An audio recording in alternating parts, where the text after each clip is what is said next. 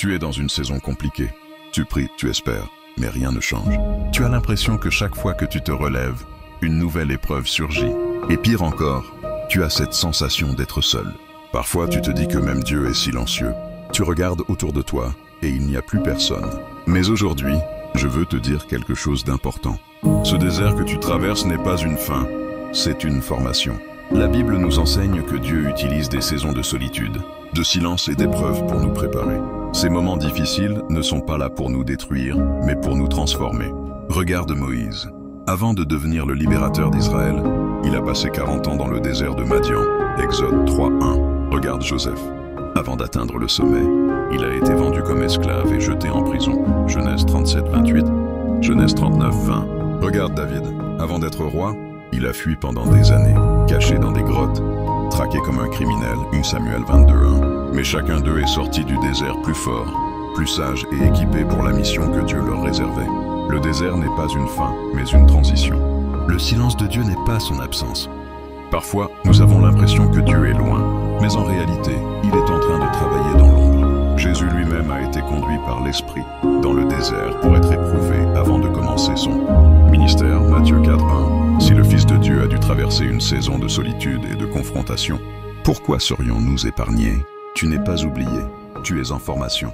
Il y a des leçons que l'on n'apprend que dans la solitude, des caractéristiques que Dieu affine uniquement dans l'épreuve. C'est dans ces moments-là qu'il teste notre foi, qu'il renforce notre patience, qu'il élargit notre vision. Le désert précède toujours la terre promise. Ce que tu vis aujourd'hui te prépare pour demain. Nous savons du reste que toutes choses concourent au bien de ceux qui aiment Dieu, de ceux qui sont appelés selon son dessein. Romains 8, verset 28. Rien n'est un accident, rien n'est une perte de temps. Ce que tu traverses aujourd'hui fait partie du processus. Dieu ne perd jamais une bataille.